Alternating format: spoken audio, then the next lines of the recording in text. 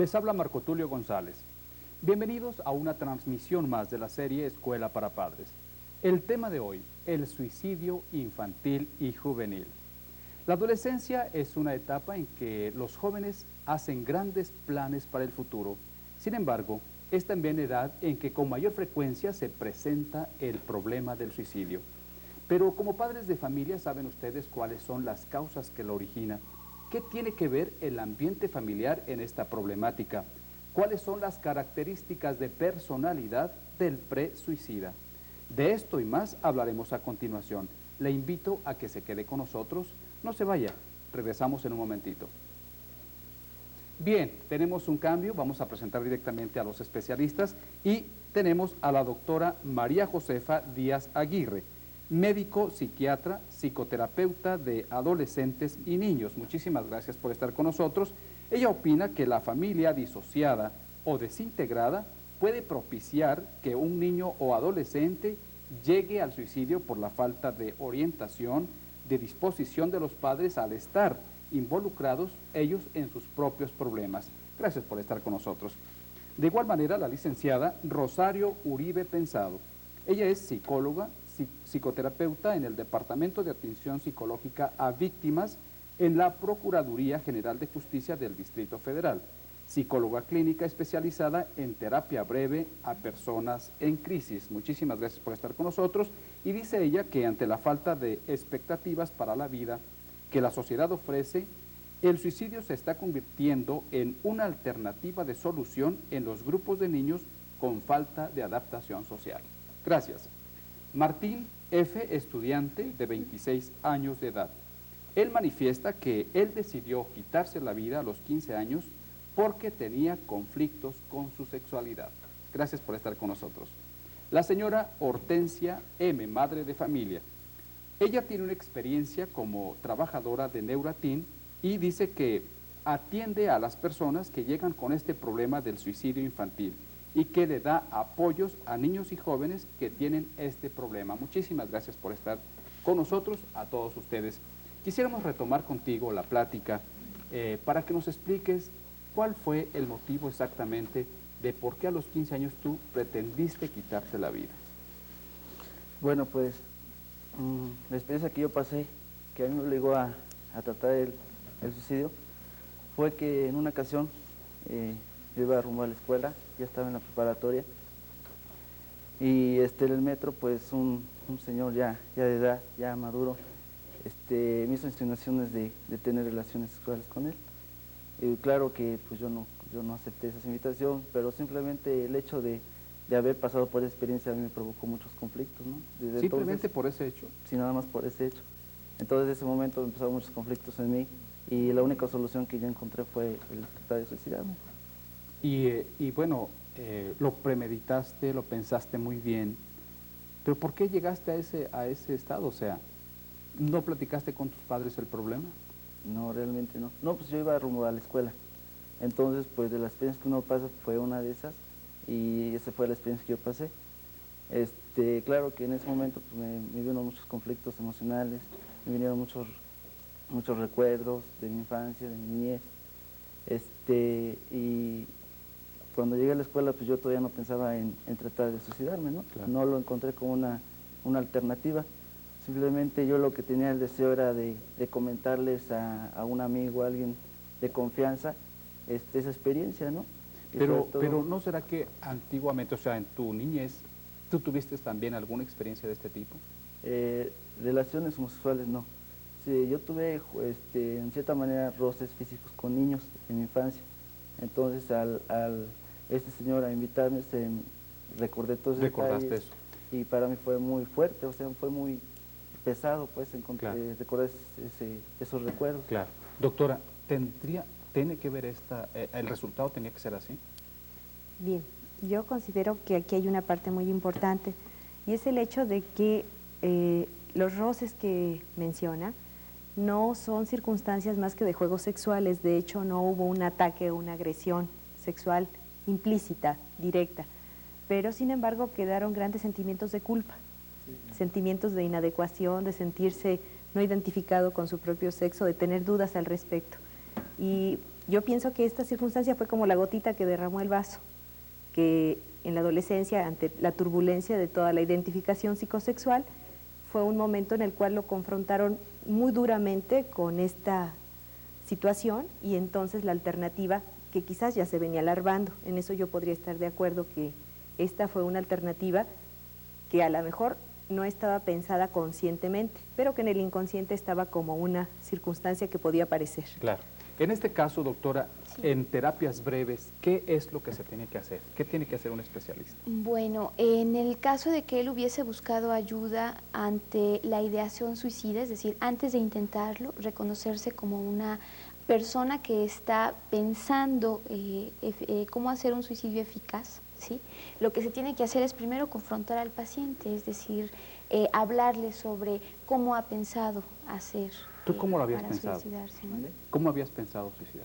Realmente yo no había pensado, simplemente yo caí en un estado depresivo muy fuerte.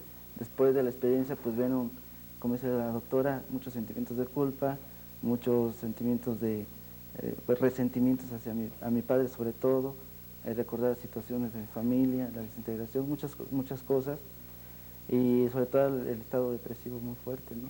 El estado de no darme cuenta ni cómo ni cruzaba las calles, hasta que llegué a un momento, simplemente me dirigí hacia una farmacia y compré el veneno, pero no se me había ocurrido, simplemente me dirigí ya, sí, pero premeditar algo no. Él acaba de mencionar algo muy importante. En terapia breve nosotros tendríamos que tratar de descubrir a quién va dirigido el suicidio, a quién va dirigido el mensaje, y entonces tratar de que saque la agresión por otros medios que no sea autoagrediéndose, ¿no? En este caso, ¿podría estar dirigido hacia sus padres, hacia la familia? Él lo dijo, ¿no? Podría ser una alternativa, podría ser una posible identificación con alguien a quien necesariamente tendría que dirigirse. Él acaba de mencionar, yo recordé a mi papá, ¿no? Me molestó mi papá, algo pasaba con su papá, algo pasaba en la familia y era un mensaje, ¿no? Y entonces estaríamos en la categoría de los suicidios de los adolescentes, en el caso de que él hubiera llegado a cometerlo, que son los suicidios reivindicativos, en los cuales se trata de castigar a quien no me ha dado algo. Sin embargo, el proceso mental no llega a considerar que en el momento en el cual se está logrando cometer el suicidio, el mismo adolescente no va a estar presente para ver cómo los demás sufren por su pérdida. Así es, y este es un elemento importante para trabajar en terapia breve, ¿no? Caray, qué barbaridad. En Neuratin, ¿cómo abordan esta cuestión? Sí, mire, primero que nada se les empieza a dar confianza a los niños porque llegan muy resentidos con los adultos.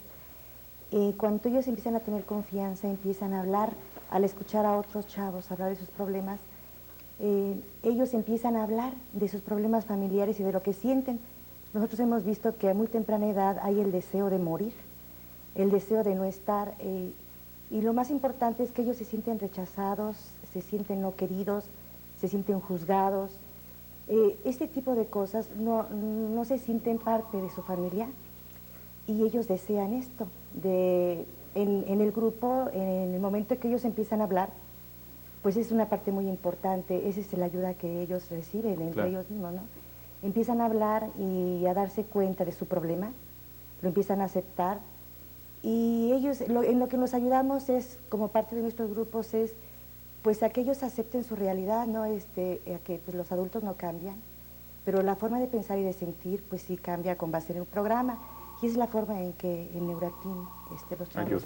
Muy bien, muchísimas gracias. Bien, esta es la opinión de alguien que sufrió la experiencia, es la opinión de los especialistas, pero seguramente en casa usted tiene algo que decirnos, tiene usted algo que consultar a los especialistas que ahora se encuentran. ¿Tiene usted algún problema específico? Bueno, pues le invito a que haga el programa con nosotros. Desde este momento entran al aire los siguientes números telefónicos para que usted nos llame. El 341-2583, el 341-2627, el 396-8177, extensión 104 y 123. Para el interior del país les pedimos marcar por favor la clave helada 915. Le reitero la invitación, la invito nuevamente a que haga el programa con nosotros llamando a esos números telefónicos. Y mientras tanto, también le invito a ver algo que el público dijo en distintas partes de la ciudad y lo ponemos en tela de juicio. Adelante, por favor.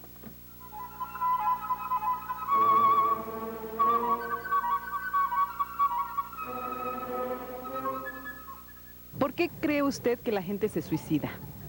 Ay, muchas veces es porque pues como que no están conformes con la vida que llevan, ¿no? Pero lo que no se dan cuenta es que uno mismo se va creando su propia vida. Por los tiempos que están muy difíciles también, las dificultades que hay en este tiempo. Muchas veces por la desesperación de no tener trabajo. Por los problemas que tienen, no toman una salida correcta, piensan que todo el mundo se les cierra y no tienen otra salida y piensan que nadie los apoya y por eso creo que se suicida.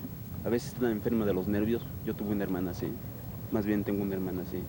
Intentó suicidarse. Depresión, motivos familiares, pienso eso. Lo más importante que está faltando en los países es la comunicación de los hijos con los padres. Si hay comunicación, ya todas esas dolencias, todos esos traumas psicológicos que ellos tienen desde niños, les va causando por la falta de la comunicación. Y otra es por la separación de los padres. ¿Cómo describe a estas personas que llegan a pensar en suicidarse? Pues ya es un caso desesperado, ¿no? Porque pues para pensar suicidarse pues ya es una cosa muy seria, ¿no? Que pues yo creo que no se debe ni de pensar eso, ¿no?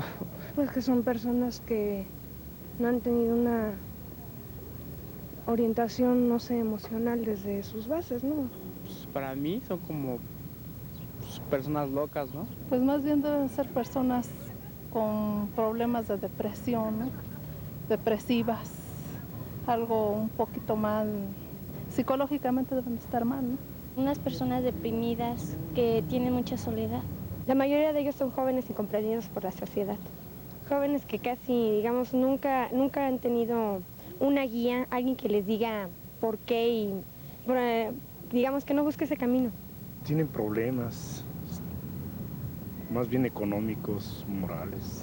Pues como unas personas inseguras y al mismo tiempo con una profunda necesidad de creer en algo que no hay nada que los pueda satisfacer, por eso llegan a ese punto de no creer ni en ellos y cometer el suicidio.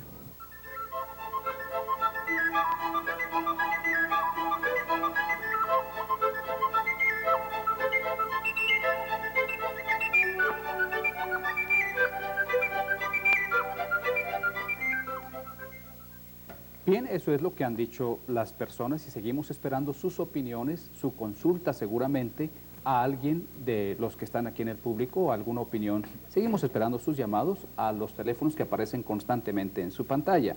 Y bien, le preguntamos a los especialistas en nuestro país y sobre todo en nuestra ciudad, ¿cuál es o por qué se da el suicidio? Por favor. Consideramos que una de las causas más frecuentes de suicidio en nuestro país en este momento entre los adolescentes es como un factor de denominador común la desintegración familiar, que sería como el resumen de lo que abarcara todas las diversas entidades que nos pueden llevar a una comisión ya como tal de un suicidio infantil. Y bueno, podríamos ver familias desintegradas por farmacodependencia de los padres, por alcoholismo de los padres, por una situación de incompatibilidad, lo que se denomina de caracteres en una relación de pareja de muchos años, y podríamos ir viendo familias nucleares integradas en núcleos matriarcales donde los padres biológicos realmente no pueden ejercer la autoridad y están sujetos a la autoridad de los abuelos o de los bisabuelos en determinado momento, en que no hay líneas claras de autoridad y los chicos se sienten totalmente confundidos cuando hay 3 o 4 padres o 3 o 4 madres que los están ordenando, que los están mandando. Claro. Como también puede ser lo opuesto, el hecho de haber sido hijos no deseados, rechazados por los padres y no tener ninguna vinculación con ninguna figura de autoridad que les pueda ser afectivamente importante. Claro. Martín, perdón. Sí, algo que yo quería ampliar con respecto a lo que está diciendo la doctora. En muchos casos, esta desintegración familiar no se ve, o sea, no es clara a los ojos de los demás. Uno diría, bueno, pero ¿cómo? Si es una familia integrada por papá, mamá y los hermanos y pareciera que todo está funcionando bien. Sin embargo, al interior de la familia hay normas de comportamiento, hay normas de cómo se dicen las cosas, hacia dónde se dicen las cosas, que hace que la familia proporcione una válvula de escape para no romperse, que es precisamente la creación de un suicida, ¿no? O sea, hay alguien que se sacrifica para que nosotros como familia sigamos funcionando, ¿no? Claro, qué terrible. Mal funcionando. Ajá, Sí, mal funcionando. Martín, ¿cae dentro de estas características que han mencionado las doctoras el ambiente familiar? ¿O caía en esa época? Pues yo no sabría decirle realmente. Simplemente que cuando yo estaba en el proceso, por decirlo así, de intentar el suicidio, pues se me venían recuerdos de la convivencia con mis padres, ¿no? Sobre todo, pues mi papá nunca hubo compatibilidad. Siempre había riñas entre ellos, o simplemente mi papá nunca tardaba tiempo para llegar a la casa, ¿no? Eran situaciones que a mí me molestaban mucho, que a mí me hacían sentir mal. Sobre todo llegar mi padre a la casa y pelear con mamá, o la indiferencia de mamá hacia mi papá, pues eran situaciones que a mí me hacían sentir mal. Y eso también, aunado a la experiencia que sentiste ese día o que viviste ese día, te motivó a tratar de quitarte la vida. Pues puede ser. Fueron muchas cosas. Claro, aunado a esto. En Euratin, cuando llegan con este tipo de problemas de familias disociadas, ¿qué es lo que tratan de hacer para volverlas a reunir o asociar? Bueno, nosotros, la experiencia de Neuratin no es tratar de cambiar a la familia. La familia no la podemos cambiar. Lo que tratamos de ayudar a los chicos con base en la experiencia que todos tenemos es de cambiar nosotros, de poder convivir con cualquier tipo de personas sin que nos afecten sus problemas, sin que nos afecte emocionalmente, ¿no? Y eso es lo que tratamos de que los chavos pues puedan hacer con base en el programa de Neuratin, ¿no? Claro. Pero no se cambia a los adultos y de hecho pues sí hay cambios, ¿no? Es desprenderse. Sí, sí. Adelante. Yo sí quisiera, retomando lo que está diciendo Hortensia, hablar acerca de algo que es bien importante. Rosario hablaba acerca de familias que aparentemente están integradas, que a los ojos de la comunidad, a los ojos de los familiares, están equilibradas, pero realmente esa sería la apariencia como el contenido manifiesto, pero hay un contenido latente de la comunicación alterada. Y muchas veces, a lo mejor lo que voy a decir va a sonar muy revolucionario, pero el hecho es que a veces hay familias a las cuales lo mejor sería no integrarlas, ¿me explico? No es la circunstancia en la que tengamos que seguir ese parámetro de que por el hecho de que han tenido hijos tienen que seguir unidos hasta que estos hijos cumplan determinada edad y se puedan valer por sí mismos. A veces hay circunstancias de patología severa en alguno de los padres en que muchas veces el hecho de tratar de hacer que sigan conviviendo dentro de un ámbito familiar puede ser más nocivo para los niños. Entonces se tendrá que ver a través de una serie de entrevistas con diversos especialistas de un equipo de salud mental si la circunstancia puede continuar o realmente es algo muy doloroso para los chicos.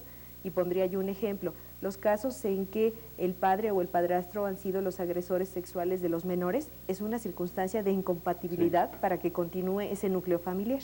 Claro. Aunque esto que dice la doctora tiene mucha importancia resaltar el hecho de que los padres tienen primero que estar conscientes de que tienen un problema, es decir, aceptar que el chico lo intentó porque algo está pasando en casa y eso quiere decir que el problema no es el chico, somos todos y hay que sentarnos a pensar qué es lo que vamos a hacer para resolver el problema de la familia, aunque el más afectado en este momento latentemente sea el pequeño, ¿no? Claro. Porque siempre sucede que quien inicia esto que Rosario habla acerca de quien funciona como chivo expiatorio, quien intenta o comete el suicidio, resulta que muchas veces es el emisario de la patología familiar, el emisario, y además resulta generalmente que es la gente más sensible, que es quien de una u otra forma está sosteniendo los problemas, está tratando de unirlos a todos y llega el momento en que su equilibrio interno no puede con la circunstancia de estar amparando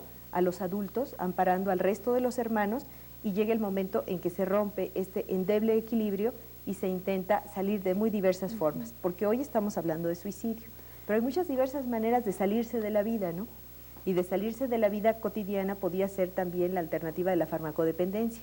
Es el permanecer aquí, en esta casa, pero no estar realmente, no estar conscientemente, no estar en vivo.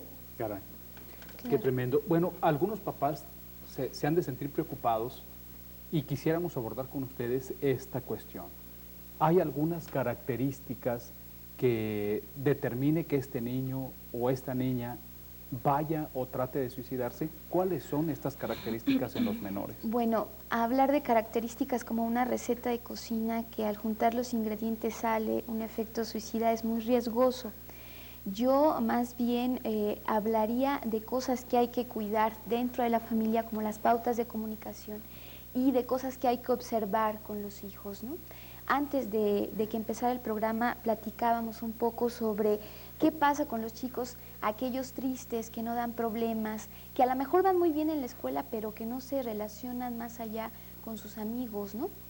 Están deprimidos, ¿sí? Podríamos decirle, están deprimidos. Y entonces uno piensa que ese es el que a lo mejor intentaría suicidarse.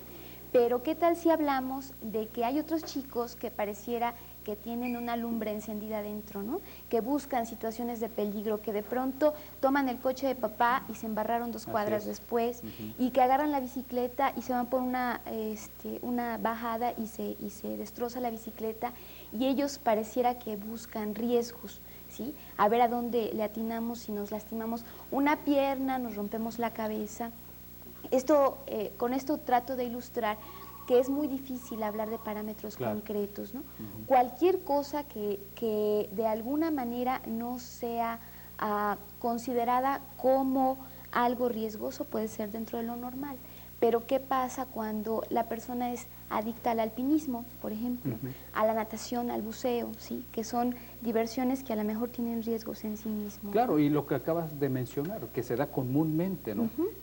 Los adolescentes que andan manejando a velocidades tremendas, ¿no? Claro. O sea, todo viene a resultar entonces de la problemática familiar. Bien. Habría quizás una consideración en esto que Rosario menciona y es muy importante. Los adolescentes no es única y exclusivamente por el fenómeno de la adolescencia, por la crisis de identidad, por la crisis misma de la adolescencia, que van a estar buscando riesgos, porque muchos adolescentes no los buscan y otros sí los buscan y otros llegan a morir. Entonces habría que ver cuáles son las características, sobre todo esto. ¿Qué es lo que realmente los lleva a tratar de borrarse de este mundo, a eliminarse, ¿no? Y nos tendríamos que ir hacia las raíces, hacia la infancia, hacia la relación con el padre y hacia la relación con la madre. Tendríamos que irnos hacia la autoestima, hacia cómo este niño integró el hecho de ser querido y de ser amado por la familia, de ser deseado. Porque si no, lo que vamos a encontrar es que en esta llamada de atención, en esta búsqueda de un lugar en el mundo, los chicos van a empezar a tener conductas muy riesgosas, pero porque no han integrado la autoestima y el respeto por su propio cuerpo, pero a lo mejor porque no se los enseñaron, y a lo mejor los padres no se los enseñaron porque ellos tampoco lo supieron en su momento, ¿no? Y esto sería, yo lo retomo en función del nombre del programa, de la Escuela para Padres, que bueno, se nos enseña muchas cosas, ¿no?, en la vida, pero no se nos enseña quizás lo fundamental que es el amor y el respeto por nuestro propio cuerpo. Claro. Y si nosotros como adultos no lo tenemos, no se lo vamos a poder transmitir con el ejemplo a los hijos. Claro. Y esto es un gran riesgo, porque si yo veo que el padre está haciendo determinadas cosas riesgosas, yo voy a considerar que eso se vale, que es útil. Yo recuerdo mucho el caso de un paciente mío que perdió la mano derecha en un accidente de motocicleta en la carretera. Pero la circunstancia es que el padre siempre había manejado motocicletas y el niño vivió en un ambiente en el cual se vivía en riesgo constante, como una gran necesidad de mantenerse vivos por ser una familia básicamente deprimida. Entonces era la búsqueda del peligro para vivir emociones fuertes y sentir que de una u otra forma se tenía algo que hacer en esta vida, ¿no? Claro. Bien, muchas gracias. Yo voy a invitarles ahora a ustedes, ahora que están en casa, a que veamos un reportaje que el equipo de producción preparó precisamente para corroborar y para adentrarnos más en este tema del suicidio infantil y juvenil. Adelante, por favor.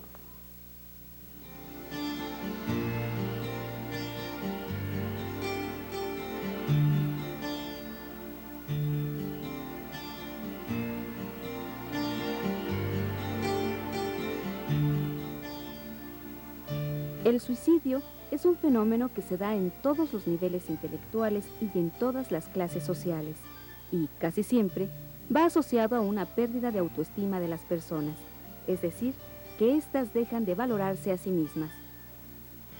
Se dice que el suicidio se da más frecuentemente en las edades en que surgen las crisis fisiológicas, como la pubertad y la menopausia, y que alcanza mayor proporción en los hombres que en las mujeres. Los adolescentes fácilmente pueden sentir el deseo de morir, ya que por su propio desarrollo es la época en la que se enfrentan las llamadas crisis de identidad, en las cuales muchos de ellos experimentan una sensación de vacío, de resentimientos consigo mismo y con quienes les rodean. La falta de cariño y comprensión de los padres se sienten de forma más acentuados. Por suerte, este acto de autodestrucción la mayoría de las veces no llega a consumarse. Se sabe que solo 1 de cada 8 intentos consigue su objetivo. En los jóvenes, el motivar el suicidio no se relaciona siempre con acciones directas sobre su persona, sino que intentan causarlo por hechos que puedan parecer externos a ellos, como son arriesgar la vida al conducir de forma imprudencial, al provocar actos violentos frecuentemente como riñas, agresiones a transeúntes o realizar actos intrépidos que fácilmente pueden terminar en accidente. De cualquier forma que un adolescente intente suicidarse, lo que quiere en sí, al igual que los niños, es llamar la atención sobre la necesidad que tienen de recibir cariño, de terminar con ciertos conflictos familiares que les provocan fuertes depresiones, de superar el rechazo de sus padres, de ser escuchados, de dejar de sentirse presionados con sentimientos de culpa o de inferioridad inculcados por quienes les rodean, sean sus padres, maestros o compañeros. Todo esto se puede resumir en una llamada de «quiéreme o me muero». Casi en todos los suicidas se encuentran carencias afectivas del padre, la madre o ambos.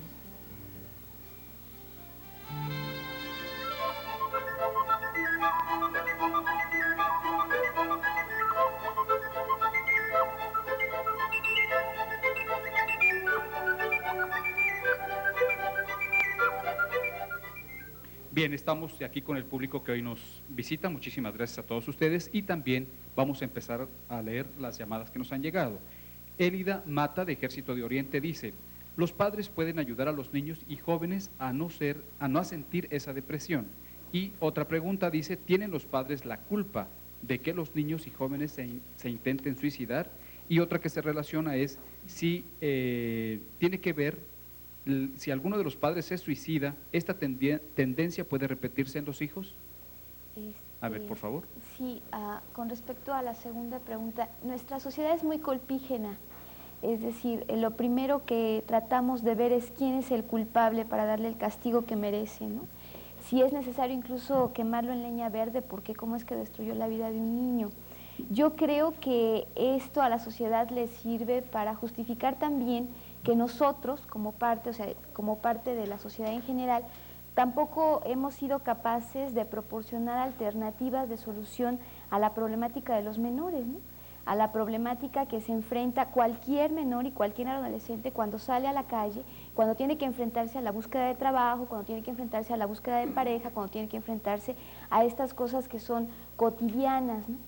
En la casa, esto es importante, se siembran formas de comunicación, se establecen parámetros de conducta, se establecen parámetros de cómo resolver mi problema interno, lo que siento, lo que quiero, qué etiqueta le pongo, ¿me siento triste o no me siento triste?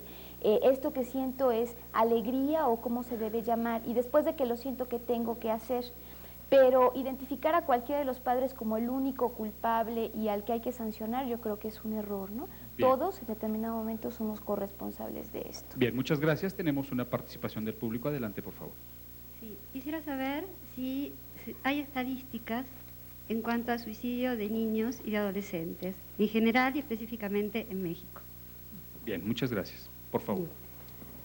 Hasta donde yo tengo entendido, no contamos con estadísticas recientes, frescas, en cuanto a grupos de edad. Por ejemplo, decir en cuanto a la latencia, grupo de 6 a 12 o grupo de adolescentes de 12 a 14. Porque de una u otra forma nosotros acá en nuestro país tenemos un problema grave, que es el hecho del subregistro a nivel de las actas de defunción, por ejemplo.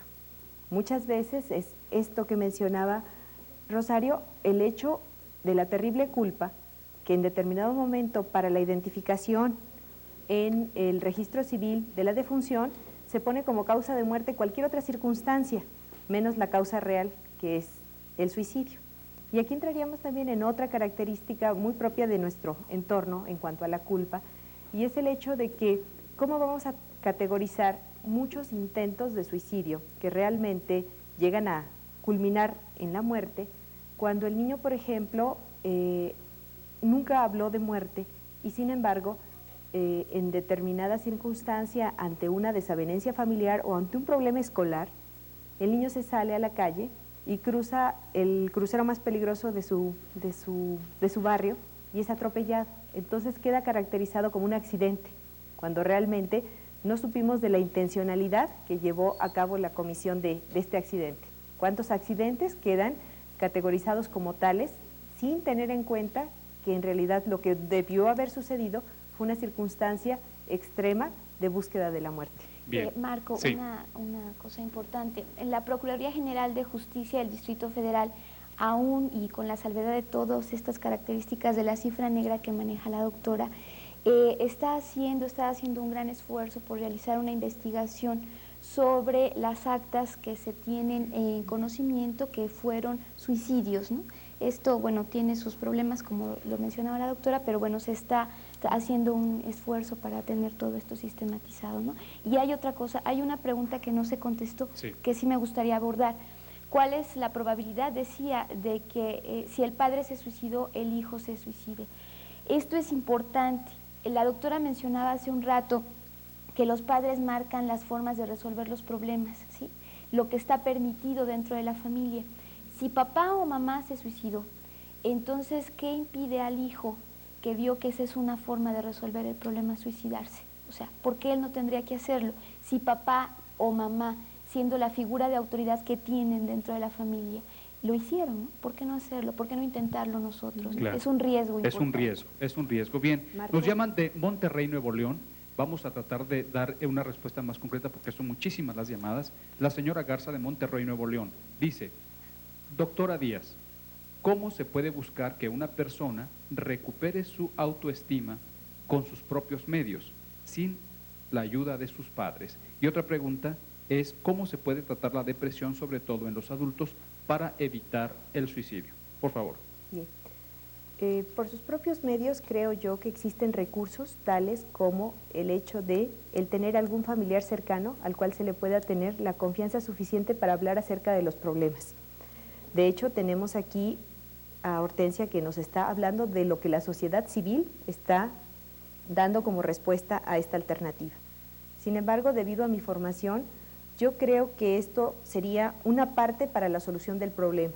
Yo no creo que los problemas se puedan solucionar tajantemente con una sola vía de abordaje, que los problemas en cuanto a la mejoría de la autoestima, por ejemplo, tendrían que ser enfocados multifactorialmente, que quizás el hecho de hablar con alguien cercano, con un familiar, ir a un grupo de autoayuda, pero también y fundamentalmente el hecho de buscar ayuda profesional. Y la ayuda profesional no como una circunstancia de lujo, como muchos tenemos categorizado el hecho de que buscar la ayuda de un psicólogo o buscar la ayuda de un psiquiatra es algo ya in extremo. Ya cuando la circunstancia es que alguien o entra al hospital o después de que intentó cometer el suicidio van a necesitar forzosamente la atención. Yo creo que el abordaje tiene que ser preventivo y ahí es donde entrarían los padres y el enfoque que estamos dando en este programa de la Escuela para Padres. Se habló hace rato y a mí me gustaría retomarlo, qué es lo que está sucediendo con los síntomas, qué es lo que pasa para detectar cuando un niño o un adolescente pueden llegar a cometer suicidio. Y bueno, los síntomas, como mencionaba Rosario, no son síntomas que se puedan encuadrar en patologías específicas, pero lo que yo creo como fundamental es que si el padre está conectado realmente con su hijo, si la madre está conectada con sus hijos, va a encontrar diferencias en la conducta de los niños y estos serían los síntomas. El chico que habitualmente es muy alegre, que es encantador, que está dando mucha lata, que no hay manera de ponerlo en paz y de pronto tiene un cambio de conducta importante, algo está sucediendo, pero los padres si están en contacto lo van a detectar. ¿Qué es lo que sucede con un niño que come muy bien y de pronto deja de comer o a la inversa? O un niño que va muy bien en la escuela y que de repente le empieza a ir muy mal súbitamente. Son los cambios que las madres y los padres sensibles, involucrados con sus hijos, tendrían que detectar porque ahí es donde se tendría que hacer la prevención y ahí se podría empezar en ese largo camino de recuperar la autoestima, quizás tanto de los padres hacia los hijos, al ir recuperando a sus propios hijos. Bien, muchísimas gracias. De Acueducto de Guadalupe dice, un anónimo, tiene un hijo de 19 años y le comentó que tiene aproximadamente 8 años de no poder llorar, esto desde que murió su abuelita. Quiere saber si esto le puede producir un problema y trate de quitarse la vida. De Tulancingo, Hidalgo, la señora Isabel Corona, a su hijo lo dejó su esposa. Él empieza a beber mucho y en unos momentos de ebriedad quiso suicidarse. Ella teme que vuelva a hacerlo. ¿Qué puede hacer? Y tenemos también otra intervención del público. Adelante. Bueno, a mí me gustaría indicarles o opinar que todos en algún momento dado llegamos a ser presuicidas. Lo fuimos o lo somos.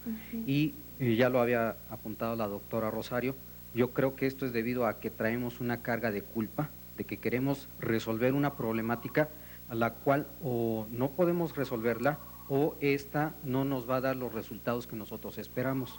Al no poder resolver las cosas como nosotros queremos o no encontrar esta solución, pues tomamos actitudes presuicidas. Por otro lado, también podría ser la situación de que no tenemos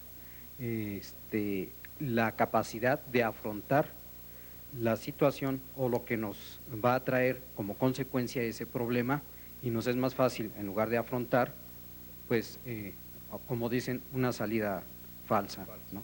Bien, muchísimas gracias por tu opinión y respondemos por favor a los llamados. Sí, en la primera llamada él ya tiene un problema, ¿no? O sea, no puede llorar, no ha podido sacar la angustia, él tiene un problema, necesita atención psicoterapéutica. Yo creo que al final del programa van a salir los teléfonos, pero si no, el 625-8698, Departamento de Atención Psicológica a Víctimas de Delitos Violentos. Con gusto la atendemos ahí, ¿no?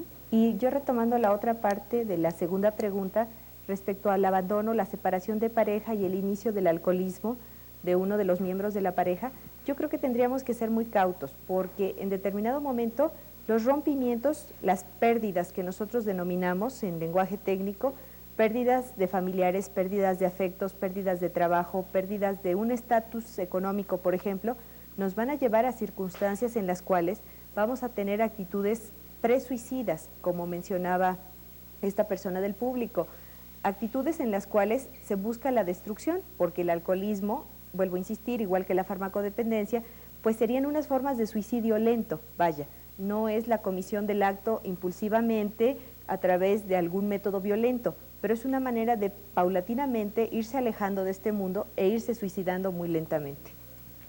Bien, muchísimas gracias. También tenemos Guillermo Buendía de Miscuac, dice, ¿existen medidas preventivas para evitar este problema? ¿Cómo saber que tenemos algún problema psicológico? La señora Gilda Álvaro de Aragón pregunta, cuando una muchacha tiene un problema y se integra a un grupo cristiano, trata de sacar sus problemas, ¿esto puede ser bueno o debe acudir con algún doctor? Mientras responden eso, también tenemos otra intervención del público. Adelante. Bueno, yo vengo de Salud, Vida y Educación y antes que nada, pues yo quiero decirles que hace 2 años yo intenté suicidarme, muchas veces por diversos problemas. He escuchado aquí muchas cosas, muchas opiniones de pues el personal capacitado, ¿verdad? Pero en realidad yo siento que no han encontrado cuál es el problema real, de dónde viene. Y ese problema real, pues yo lo puedo expresar porque yo lo sentí. El problema real es la soledad. La gente, aún los niños, se suicidan porque se sienten solos, ¿verdad? Porque no han encontrado el porqué, como dice la doctora, para poner emoción a su vida, para tener algo que hacer, se dedican a buscar situaciones peligrosas. Y el problema en que los niños se suicidan, los jóvenes también, es porque tienen problemas de identidad. O sea, no saben quiénes son, qué es lo que estamos haciendo en este mundo, ¿verdad? En este caso, el problema suyo fue por soledad. Es a lo que voy, ¿verdad? Creo que el caso de todos es soledad. Muchas veces lo dicen, los psicólogos lo toman como desintegración familiar, porque no están integrados, porque les faltan muchas cosas, pero yo creo que es soledad, porque hace falta algo. muchos pues pensamos en obtener algo, ¿no? Los deportistas en obtener un título, un premio, los artistas en llegar a la cúlmine, o sea, todos una esperanza que tienen que verse cumplida. ¿Verdad? Pero cuando llegan a esa meta se dan cuenta de que no tienen nada, de que falta algo, ¿verdad? Y pues en esa situación yo me encontraba, entonces por eso intenté suicidarme muchas veces, pero pues afortunadamente, ¿verdad? En Salud, Vida y Educación encontramos esa solución, eso algo que necesitamos para llenar esa soledad, ese problema de identidad, el saber quiénes somos, qué hacemos aquí, por qué estamos aquí en este mundo, ¿verdad? Entonces pues yo le hago la invitación al televidente. Sí, a los televidentes e incluso a las personas que están aquí, ¿verdad? Que se den una vuelta por el Cinema Agustín Lara los domingos. Hay unas conferencias que se dan a las 10 de la mañana, la entrada es libre y pueden encontrar la solución a cualquier problema, no importa cuál, ¿verdad? Yo le puedo decir que es algo muy bueno. Bien, muchísimas gracias por su participación y alguna respuesta, por favor, del público. De igual manera le están hablando a Martín, que si quiere dar su punto de vista acerca de cómo se siente ahora después de haberse tratado de suicidar. Por favor, adelante. Pues después de estar en una terapia, bueno, actualmente sigo militando en el grupo de Neuróticos Anónimos y yo siento que me siento bien. Ya los deseos o los deseos o pensamientos de suicidarme ya solo por hoy desaparecieron y mi punto de vista hacia la vida ha cambiado. Me siento mejor. Bien, aquí habría algo muy importante y es el hecho de, habiéndose recibido un tratamiento psicoterapéutico, habiéndose recibido una terapia, la parte profesional ayuda, pero yo creo que también ayudan todas las otras alternativas, que el trabajo en equipo nunca será un trabajo estéril, que el hecho de, por ejemplo, lo que están manejando Hortensia, que hace un momento quería participar respondiendo algunas de las preguntas, nos podría dar esa otra alternativa de lo que la comunidad puede ofrecer. Muchas veces, y yo estoy muy consciente, los profesionales no estamos en la capacidad numérica de atender todo este tipo de circunstancias y de problemas. Muchas veces los profesionales estamos únicamente en horarios disponibles y muchas veces yo, en mi experiencia personal, he visto que los grupos de autoayuda pueden ser una alternativa para una situación de emergencia, para una situación de alternativa para una intervención en crisis. Cuando alguien en determinado momento, son las 3 de la mañana, se está sintiendo terriblemente mal, vaya, no es hora de consulta pues en algún sitio autorizado, ¿no? Y sin embargo, algún grupo de autoayuda en ese momento, el poder oír una voz a través de la línea telefónica, el saber que hay alguien vivo que lo puede estar escuchando. Esto que mencionaba una de las personas del público de la soledad, yo creo que sí lo podríamos retomar, no como la causa única, sino como quizás uno de los síntomas. Sí, estamos solos, pero todos estamos solos. ¿Cómo vamos a enfrentar ese problema, el problema de la soledad? Se dice y ampliamente se comenta a nivel filosófico que nacemos solos y morimos solos, pero ¿cómo vamos a ir vivenciando, integrando dentro de nosotros esa soledad y qué alternativas podemos ver para sacar adelante nuestro objetivo, nuestra esperanza de nuestra propia vida? Muchas veces yo creo que la alternativa será a veces vincularse a ayudar a otros, que muchas gentes en determinado momento no llegan a destruirse totalmente porque han encontrado un sentido a su vida ayudando a los demás. Bien, muchísimas gracias, muy amplia explicación. Y queremos decirle a usted que no ha recibido todavía respuesta a través del programa, que lo vamos a hacer en el transcurso de este día y el día de mañana para darle números telefónicos y canalizarlo a alguna institución. De igual manera, antes de finalizar este programa, vamos a darle números telefónicos de varias instituciones que se dedican precisamente a prestar ayuda a este tipo de cosas. Y quisiera concluir con usted, que viene de Neuratin. Como conclusión, ¿qué es lo que hacen en Neuratin para ayudar a estas personas? Mire, como yo le comentaba, es a base de la experiencia. Yo quisiera retomar un poquito una pregunta que hicieron en relación a una persona que tiene, un padre que tiene depresiones. Muchos de nosotros que estamos en Neuróticos Anónimos somos padres. De alguna manera, en mi caso, por ejemplo, yo entré al grupo de Neuróticos Anónimos porque yo sentía que estaba afectando a mis hijos. y yo recibí la ayuda. Ellos no están en Neuratin y sin embargo el día de hoy mis hijos están bien, y con la terapia que yo he recibido, yo como madre de familia, pues ha cambiado mucho la situación en mi casa, ¿no? Ya no es lo mismo de antes. Y en relación con los niños es la misma experiencia, ¿no? A los niños se les ayuda con el programa de Neuratin a hablar, y a base de experiencias de los demás a ir reconociendo cuál es su problema. Claro. No de cambiar a los padres, sino de ayudarlos a ellos ver de otra manera. Para salir adelante del problema. Adelante, sí. Y obviamente vamos a dar también los números telefónicos de Neuratin. Mientras tanto, agradecemos a los especialistas su participación en este programa. A usted le digo que todavía no se vaya porque continuamos con otra sección. Adelante.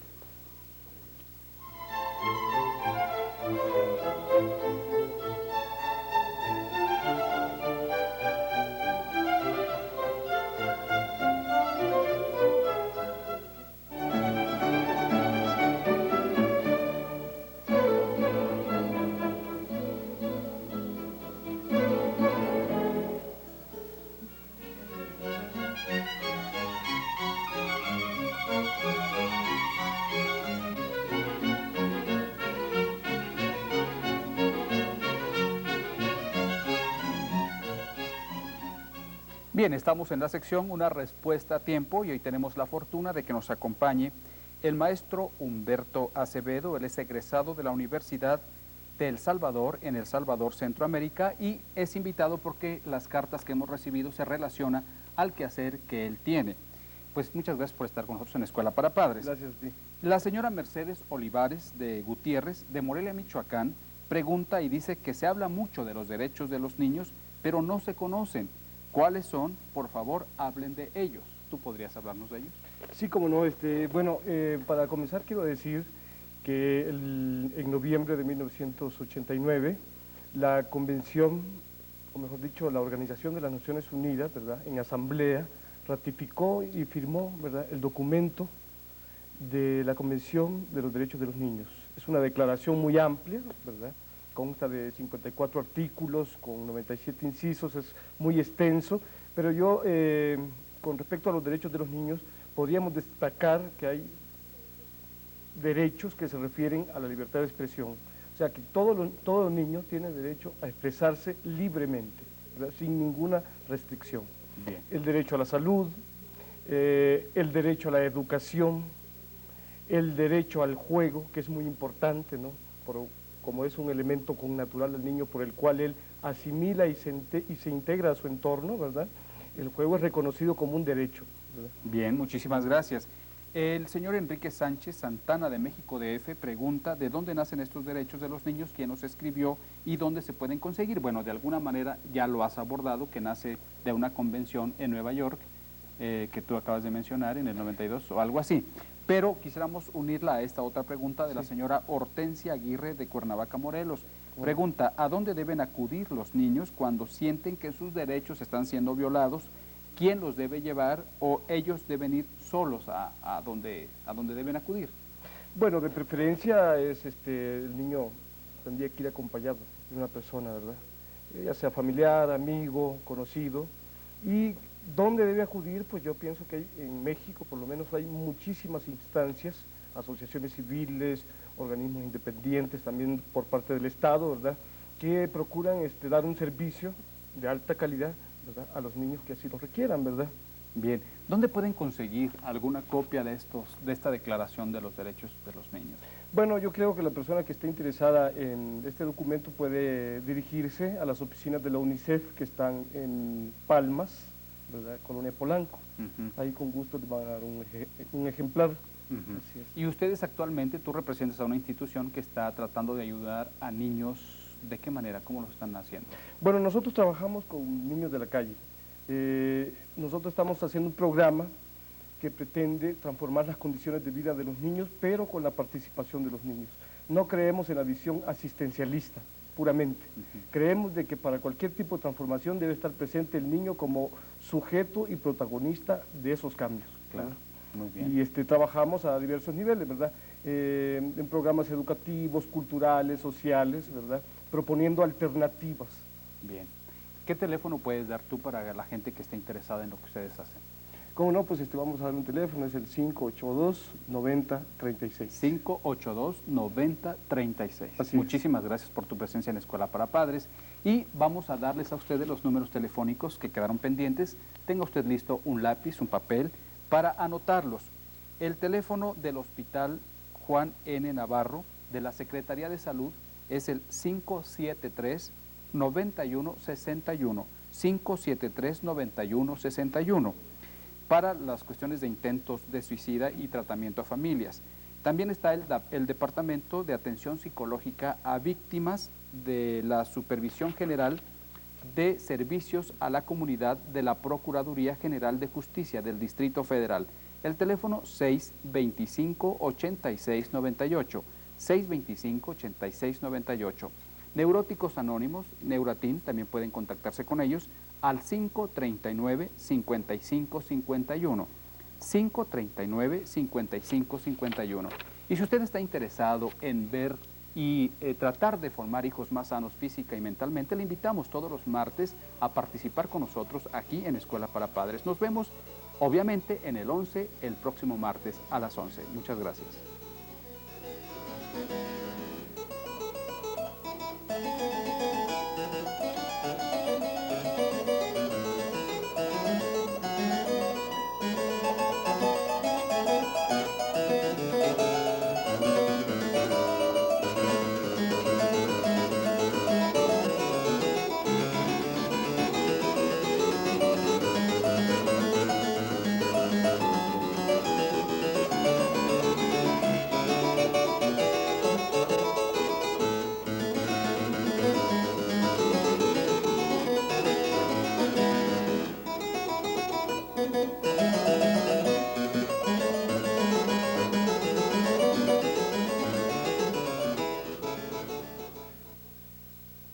De organizarnos.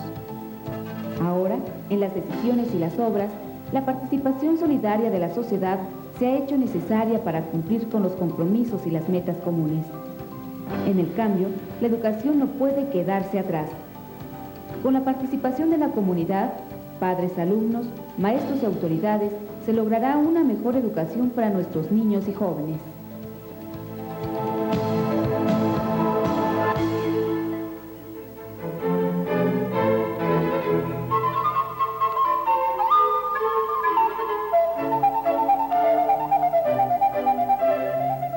Muy buenos días y gracias por acompañarnos a una transmisión más de la serie Escuela para Padres.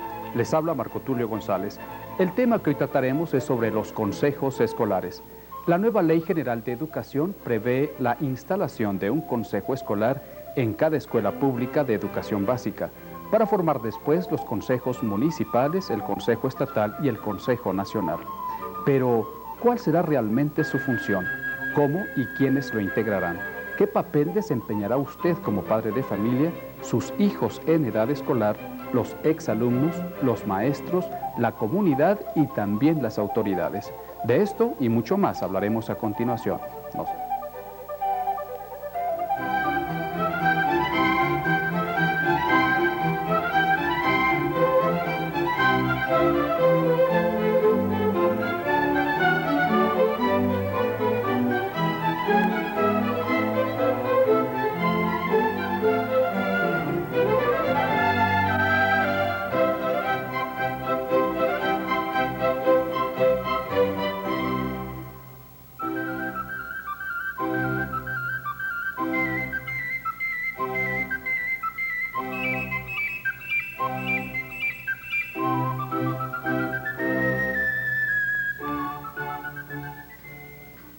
Para hablarnos, orientarnos y resolvernos algunas dudas sobre este tema, se han invitado a las siguientes especialistas. A la licenciada Rosalba Sierra Solorio, directora de atención a los consejos escolares de participación social de la Secretaría de Educación Pública. De la señora María del Pilar Casado de Gil, presidenta de la Asociación Nacional de Padres de Familia. De la profesora Berta de Parres Telles Girón, profesora y subsecretaria de Participación de la Mujer en el Distrito Federal. De la señora Gloria Castañeda, madre de familia. Muchísimas gracias a todos ustedes por estar en Escuela para Padres y sobre todo por darnos su tiempo. En casa, como siempre, les seguimos invitando para que haga el programa con nosotros. Esto es muy sencillo. Simplemente comuníquese a los teléfonos que aparecen en pantalla y denos su punto de vista, su opinión, su sugerencia, su crítica. Si tiene algún problema específico en relación a este tema, comuníquese. Los especialistas le darán alguna alternativa de solución, solamente pidiéndole a los amigos de provincia que marquen por favor la clave helada 915. Y bien, mientras esto sucede, ¿qué les parece si nos vamos a la sección en tela de juicio, en donde escucharemos y veremos las opiniones de distintas personas acerca de este tema? Adelante.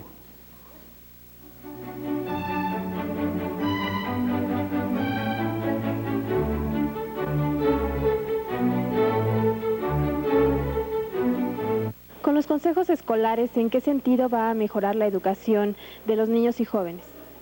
Sobre todo que vamos a hacer la involucración de la sociedad. El mejoramiento en todos los aspectos de nuestras relaciones interpersonales entre maestros, padres de familia y alumnos. Una apertura mayor a una integración social en beneficio de la educación. ¿Cuáles son las funciones que va a desempeñar usted en los consejos escolares? Como representante de padres de familia, pues tenemos una función sumamente importante porque se da la participación de nosotros, podremos opinar acerca de la educación que reciben nuestros hijos, podremos participar en el reconocimiento a la labor que realizan los maestros, podremos participar también haciendo sugerencias. Es brindando ideas, promoviendo actividades en beneficio de la educación y que esta educación salga de la escuela a la comunidad. Colaborando de una forma u otra, de acuerdo con las inquietudes y las necesidades de cada plantel. ¿Cómo van a apoyar a los consejos escolares de participación social? Involucrándonos, definitivamente debemos de estar muy involucrados en esto, es lo que esperábamos, lo que queríamos y ahora estamos para entrarle a esto. De apoyo en un 100% para que la calidad de la educación se eleve, que es el objetivo que todos anhelamos. La Asociación de Padres de Familia tiene su objetivo, va a ser en relación de la motivación que se haga a sus asociados para que estén dispuestos a la participación cuando estos consejos se integren y que su participación realmente sea objetiva a las necesidades que se presenten, ya sea en el plantel escolar como en la comunidad en conjunto.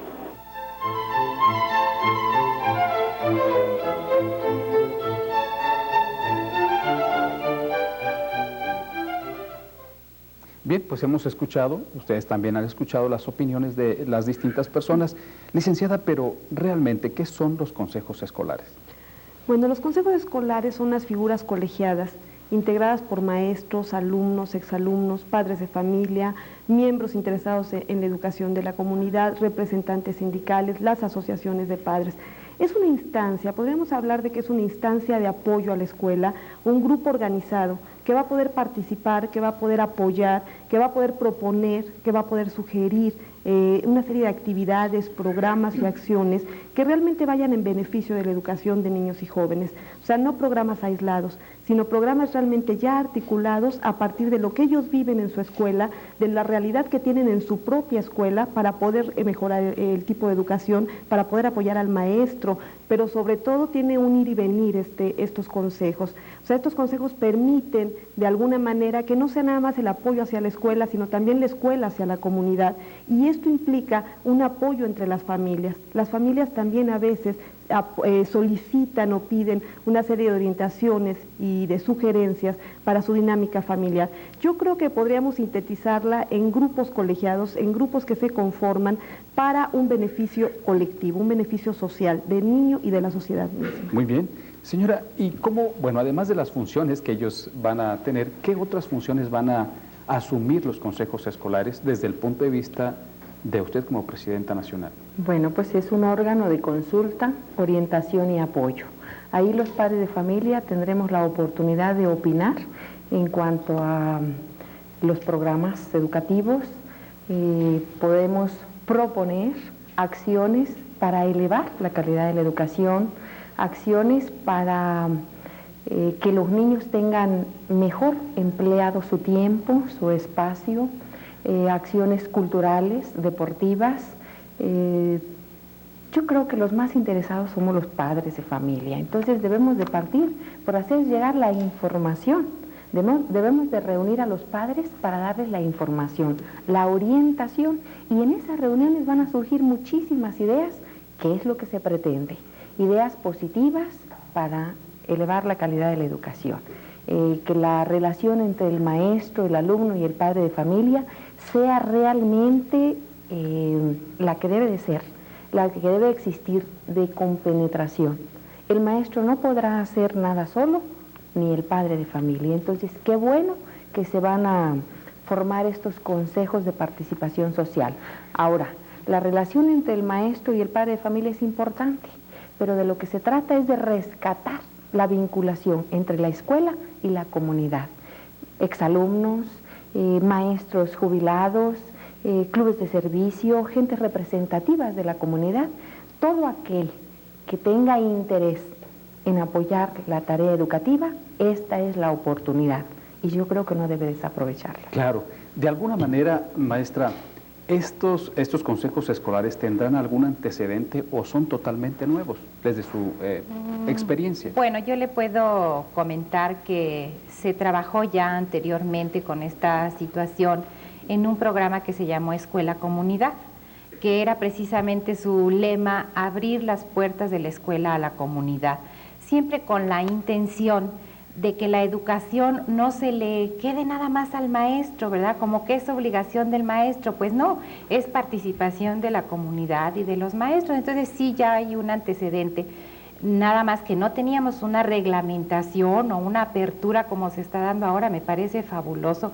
el apoyo que se va a dar a esto para que los padres puedan participar activamente en algo que les interesa muchísimo, que es la educación de sus hijos. Y no solamente los padres, a lo mejor el señor de la tienda que tiene ideas de progreso o de colaboración, lo podrá hacer, ¿verdad? Entonces creo que es una medida importantísima y un paso enorme el que se está dando. Bien, muchas gracias. Como madre de familia, ¿usted qué propondría a los consejos escolares para que funcionaran e integrarse usted a estos consejos escolares? Bueno, creo que ante todo que esta idea es magnífica y que brinda una gran oportunidad a los padres de familia de integrarse para la solución de los diferentes problemas que enfrentan día a día las escuelas. Podemos ayudar haciendo conciencia en la comunidad, en los diferentes grupos de padres de familia, de que la responsabilidad de educación y formación de nuestros hijos no es responsabilidad única de autoridades y escuela, sino que todos nosotros, padres, diferentes instancias que forman la comunidad, debemos participar. Yo propondría, por ejemplo, que nosotros divulgáramos los diferentes centros culturales y recreativos que están dentro de nuestra comunidad correspondiente. Sabemos que los problemas de drogadicción, por ejemplo, son por falta de una actividad recreativa en los muchachos.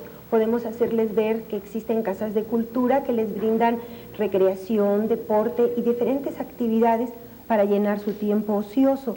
Podemos también hacer conciencia en que toda la comunidad debe procurar que los edificios escolares se conserven en óptimas condiciones, evitando que los jóvenes que no tienen qué hacer pintarrajen las paredes, se diviertan rompiendo los vidrios, los focos de los planteles. Muchas veces esta destrucción no se realiza con los jóvenes que están dentro del plantel, sino con la comunidad que no le ha dado el valor que tiene a nuestras escuelas. Pues ha abordado usted algún punto muy importante, creo, licenciada, porque van a hacer entonces intervenir a los exalumnos y a los papás de los exalumnos. ¿De qué manera van a intervenir ellos? Sí, bueno, yo creo que ahorita retomaron varias cosas importantes, que es esta situación de, bueno, podemos participar todos y todos es real. O sea, si bien es cierto que los consejos van a estar integrados por maestros, por padres de familia, por alumnos, por exalumnos, por organizaciones sociales, por representación sindical, esto no quiere decir que sea excluyente cualquier otro miembro que pueda incorporarse a este tipo de consejos. Entonces yo creo que aquí lo importante de los consejos va a ser entender este proceso educativo como un fenómeno más amplio, como un fenómeno social extenso, en donde, bueno, sabemos que la televisión educa, ¿sí? Sabemos que el gobernante educa, sabemos que el padre, que el vigilante, que todos estamos en un proceso de educación. Entonces, de alguna manera, si nosotros nos organizamos, si podemos participar en distinto tipo de programas, va a poder ser en beneficio, yo decía hace rato, del niño y de las personas adultas también, porque yo creo que no podemos dejar de reconocer que vivimos en un proceso constante educativo, los adultos y los niños. Bien, muchísimas gracias. Sí. Además de las actividades que realizan los maestros, como llevando la currícula de primaria, porque es la educación básica, los consejos escolares van a intervenir en actividades complementarias. Ya dieron algunos ejemplos. ¿Cuáles más podrían ser? Bueno, pues actividades para cuidar el medio ambiente, por ejemplo. Se trata de que los niños aprendan ahorita, pero los adultos hay muchas cosas que ignoramos. Necesitamos reeducarnos. Bueno, pues ahí vamos a tener la oportunidad de participar y de aprender de las experiencias de los demás, de participar con orden, para beneficio de la escuela, para beneficio de los niños, para progresar. Si queremos que nuestro país progrese y salga adelante, bueno, pues la educación es la base para hacerlo y necesitamos seguir aprendiendo todos. Bien, muchísimas gracias. Pues ya está la participación del público que hoy nos acompaña. Adelante, por favor. Sí, adelante. Licenciada Sierra, es una inquietud de los padres de familia, mayormente de nosotros que tenemos la responsabilidad de representarlos en el Distrito Federal, saber cuántos miembros van a integrar los consejos escolares, de qué forma van a operar los consejos escolares y cuándo conoceremos la convocatoria y el tiempo de duración. Si es tan amable de contestarnos la pregunta. ¿Cómo no? Por favor. Bueno, los miembros dentro de un consejo escolar son aproximadamente 16, pero ¿por qué digo aproximadamente? Se está contemplando la situación de que pueden incorporarse mayor número de miembros si así el consejo lo decide. Yo creo que no podemos limitar el decir van a ser 12, 15. Están planteadas ahorita aproximadamente 16, como yo decía, sí, pero pueden incorporarse todos aquellos que consideren que son valiosos o que pueden aportar dentro del propio consejo. ¿Cuándo van a operar? Los consejos empiezan a operar a partir de este inicio de ciclo escolar. En este inicio se va a convocar mínimo con una semana de anticipación. ¿Por qué? ¿Por qué digo mínimo? Porque tenemos que hacer toda una difusión. Estamos convencidos que la gente va a participar en la medida en que esté informada.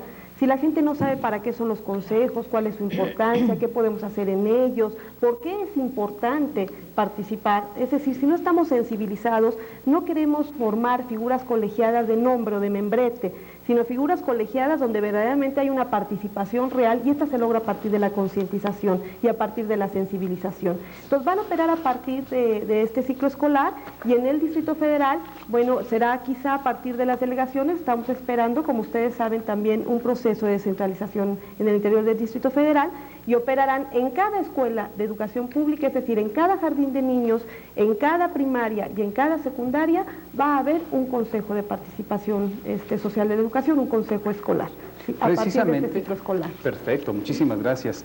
Precisamente vamos a escuchar a continuación algunos testimonios, más bien 3 testimonios. Es el doctor Ernesto Cedillo Ponce de León, secretario de Educación Pública, la profesora Elba Ester Gordillo, secretaria general del Sindicato Nacional de Trabajadores de la Educación, y del licenciado Carlos Salinas de Gortari, presidente constitucional de los Estados Unidos Mexicanos, que nos hablan precisamente de esto, de los consejos escolares. Veamos. Con base en la reforma del Estado, el impulso nacional por una gran transformación de la educación pública debe sustentarse en el federalismo y en la participación social. Es aconsejable propiciar un mayor equilibrio en la participación de la sociedad en apoyo a la escuela pública. Cada comunidad y la sociedad en su conjunto deben participar dinámica y creativamente en el sistema de educación pública. Para lograr este propósito, es indispensable fortalecer la capacidad de organización y participación de los maestros, de los padres de familia y los alumnos en la base misma del sistema, la escuela. La educación es tarea de todos y de que, como tal, requiere que múltiples concurrencias y corresponsabilidades plenas de todos, de gobierno, sociedad y trabajadores. Los consejos de participación social son un punto de inicio. Debemos luchar y vigilar porque siempre representen un espacio en el que los retos educativos encuentren la firme voluntad de las comunidades escolar y extraescolar para afrontarlos. En esta tarea, sin duda debemos estar unidos los mexicanos. Se trata de coordinar esfuerzos y de ampliar la comunicación entre padres de familia, maestros y autoridades educativas para elevar la calidad de la educación, respetando los ámbitos de responsabilidad de cada uno de los que participan. Con diálogo, concertación y responsabilidad compartida, es seguro que lograremos en los hechos este objetivo de la mayor importancia para nuestras familias y en consecuencia para nuestra nación.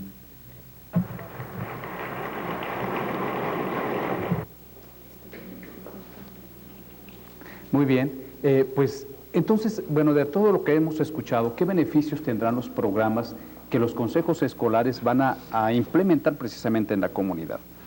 Bueno, los beneficios son múltiples, ¿sí? Y creo que uno de los más importantes es escuchar al padre de familia. Creo, y esto lo podría plantear un poquito hasta desde el espacio de madre de familia, que en algunas ocasiones cuando queremos participar en la educación de nuestros hijos, en algunas ocasiones no encontramos la respuesta o hasta nos da miedo participar, ¿sí? En otras, afortunadamente, encontramos la respuesta y esto es lo que nos alienta a saber que va a ser factible este tipo de relación. Los beneficios van a ser, sobre todo, creo, en el sentido de que en el momento en que el padre de familia conozca las metas educativas, las evaluaciones, los programas que está llevando su hijo, va a saber de qué manera apoyarlo o va a recibir la orientación adecuada para apoyarlo. Creo que muchas veces como padres de familia nos sucede el que queremos apoyar al hijo en la tarea, por ejemplo, pero no sabemos cómo apoyarlo o simplemente nos ponemos con él a reproducir la tarea. Y cuando recibamos una orientación y a lo mejor la maestra nos explique que lo fundamental de esto va a ser enseñarlo a investigar, que lo fundamental va a ser apoyarlo preguntándole para que reflexione, que lo fundamental va a ser trabajar con él de manera cotidiana en casa, a lo mejor poniendo la mesa y en donde aprende a establecer relación uno a uno, en donde aprenda a tener una lógica matemática. O sea, en el momento en que el padre esté orientado, y en el momento en que el padre conozca qué pasa en la escuela, va a haber un beneficio fundamental, el poder estar hablando el mismo lenguaje educativo, sí, o sea, el poder apoyarnos, ¿no? Mutuamente, y además otro beneficio que yo no quisiera sacar, o así que quitar y hacer de lado, es esta situación de la respuesta que puede tener la comunidad en el momento en que podamos establecer una red de información, o sea, que toda la gente conozca qué pasa en la escuela, para que se rompa este mito de que la escuela es solo un espacio de tipo académico o un espacio en donde el niño nada más se satura de información, en donde se pueda ampliar el concepto de que la escuela es formativa, eminentemente formativa, es decir, es una formación de vida, además de toda la cuestión académica, que podemos articular con la familia y que podemos realmente ahí sí hablar de desarrollo integral. Si no nos articulamos, si no trabajamos conjuntamente, creo que difícilmente podremos hablar del término integral. Así es, muchas gracias. Usted quería decir algo. Sí, que es importantísimo también sugerir no involucrarse en acciones que no nos competan o que no nos competen como consejos escolares, por ejemplo, en acciones de aspectos laborales, de aspecto político, de aspecto religioso. El objetivo de los consejos escolares es muy claro.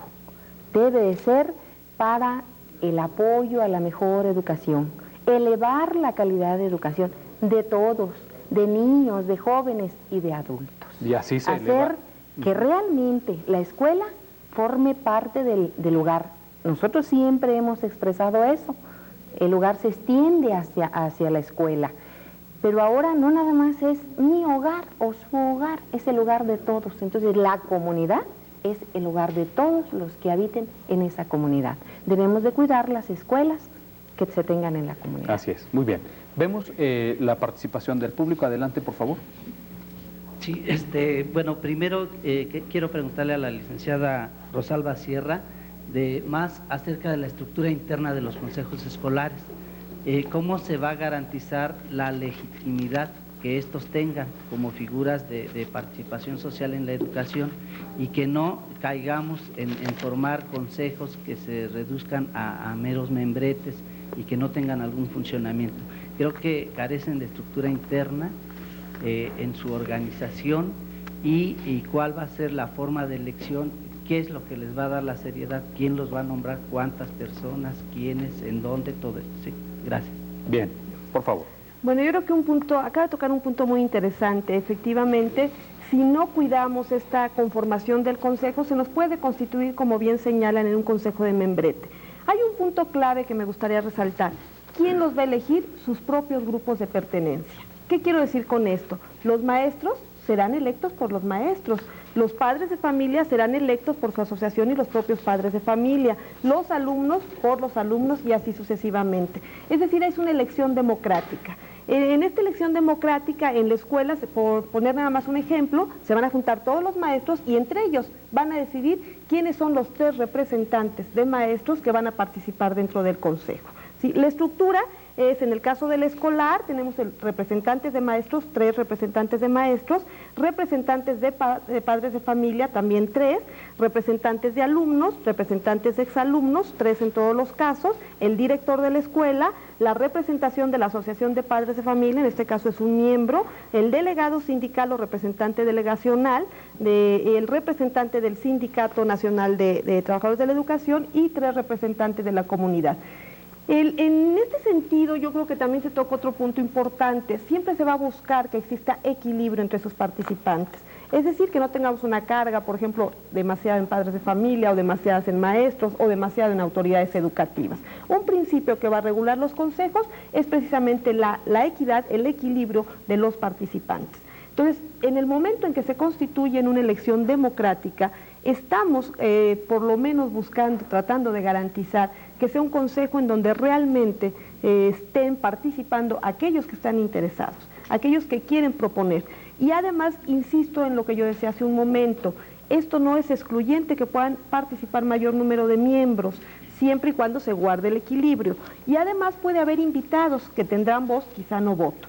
Entonces, lo interesante aquí es que el consejo sí tiene que estar integrado por todos, o sea, desde las autoridades hasta los representantes de las distintas organizaciones o grupos. Bien, muchísimas gracias. Esto, bueno, va con esta pregunta que es del señor Héctor Cuevas. Dice, en mi colonia hay graves problemas de delincuencia. ¿Los consejos escolares podrán participar haciendo algo? Vamos a dejar su respuesta después de esto que vamos a ver. Adelante, por favor.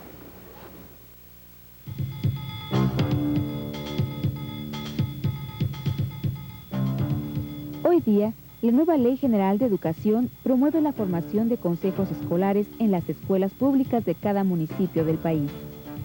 En estos consejos participarán maestros, alumnos, padres, autoridades y demás miembros de la comunidad interesados en hacer que los niños y jóvenes tengan una mejor calidad de educación, un ambiente más sano para desarrollarse y mejores planteles escolares.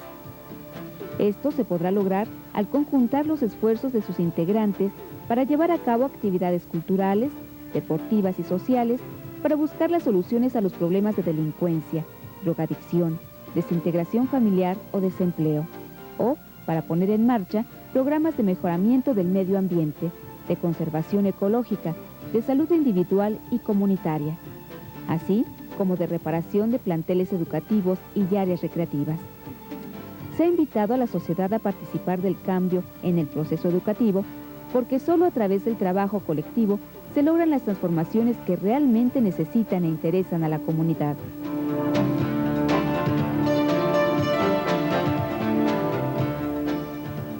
Para que los consejos escolares cumplan su meta de elevar el nivel de la educación, tendrán que conocer los resultados y avances de las actividades escolares, evaluar el trabajo escolar, opinar sobre métodos de enseñanza, proponer contenidos específicos por región o necesidades, propiciar la colaboración de padres y maestros, estimular el trabajo de alumnos y maestros, de directores y empleados, convocar a reparar las instalaciones escolares, apoyar las labores cotidianas de la escuela y mantener la comunicación directa con todos los elementos que participan del proceso educativo.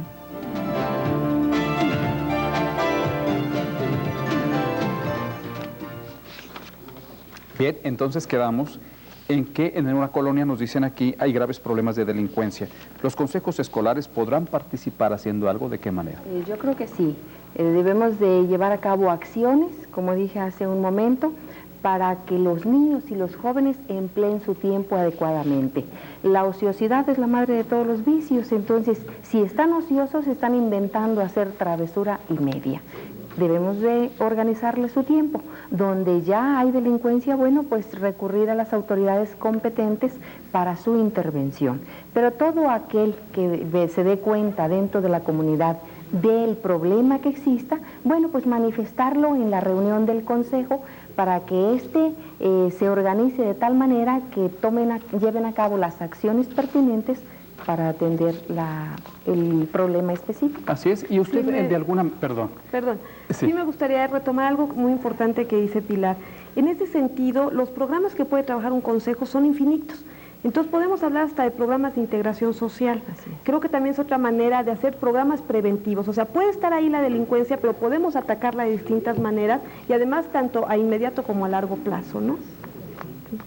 También quería yo hablar eso. Muy bien. De alguna manera usted tiene también experiencia en este aspecto. ¿Qué nos puede decir? Sí, yo le podría decir que quienes conocen mejor la problemática de la comunidad es la comunidad.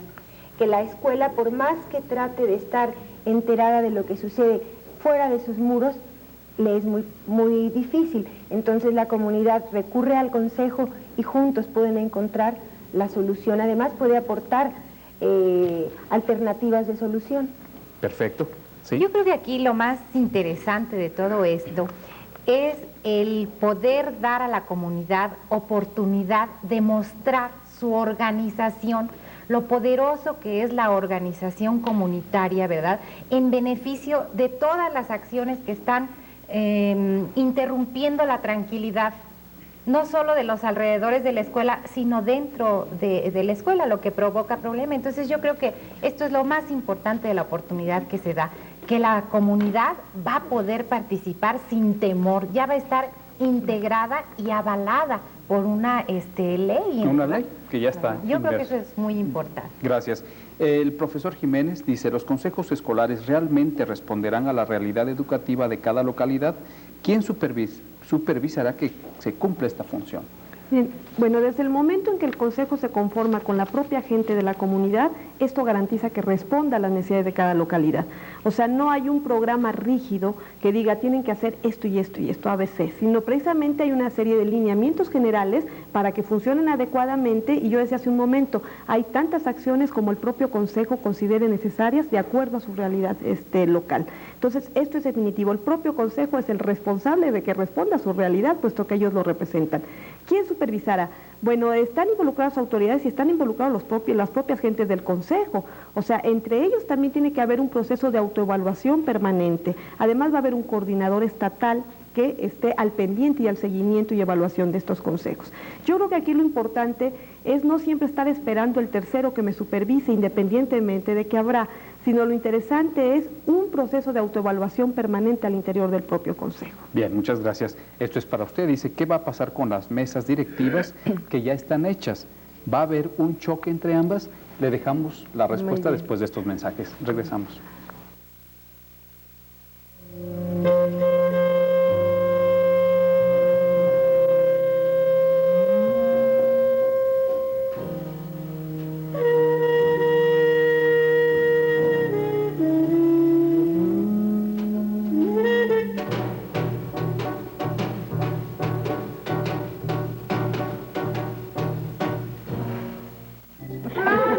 ¿Para bailar?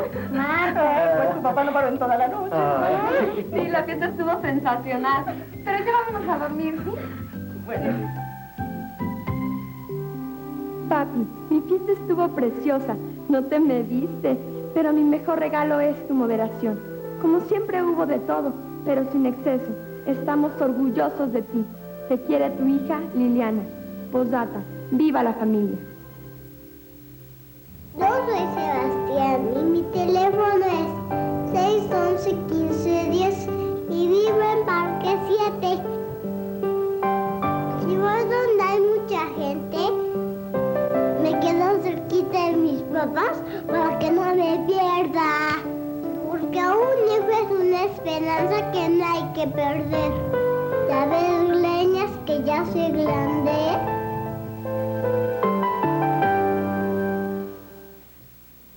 Bien, entonces quedamos en qué va a pasar con las mesas directivas que ya están hechas y si va a haber un choque entre ambas, dice. No puede haber un choque, puesto que todos somos padres de familia y de ahí debemos de partir. El maestro es padre de familia, las autoridades son padres de familia, las personas, exalumnos o maestros jubilados o gente representativa de la comunidad también son padres de familia. Por lo tanto, no puede haber choque porque nadie desea algo, alguna acción que vaya y que perjudique a alguno de nuestros hijos. La asociación va a seguir existiendo. Está contemplada en la nueva Ley General de Educación y tiene su función específica. Nosotros tenemos un proyecto de nuevo reglamento que vamos a hacer llegar a las autoridades para ampliar nuestra participación como asociación. Pero dentro del Consejo está contemplada la participación de la asociación, no nada más del padre de familia, sino además de nuestra organización. No puede haber choque. Claro. Yo creo que de lo que se trata es de unir acciones para lograr los objetivos que se pretenden. Bien, vamos allá, por favor, adelante. En la Asociación del Distrito Federal se han recibido bastantes inquietudes de padres de familia respecto a qué va a pasar con las asociaciones, lo acaba de contestar la señora Casado, pero si van a ser dos instancias diferentes y que quién será el ente regulador que haga pues ahora sí que el intermediario para una y para otra, ¿no? Esa es la inquietud de los padres de familia. Sí. El intermediario, bueno, yo insisto, debemos de ser maduros. Dentro de la mesa directiva tenemos acciones y objetivos que cumplir. El objetivo del consejo va más allá de la responsabilidad de la asociación, porque dentro de los consejos ya puede intervenir en aspectos pedagógicos. Dentro de nuestra organización no intervenimos en aspectos técnicos ni pedagógicos.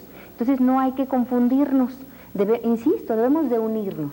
Nuestra asociación tiene sus lineamientos, seguiremos haciendo la difusión en cuanto a nuestros lineamientos y se hará la difusión pertinente en cuanto a los consejos escolares y los objetivos de los consejos escolares.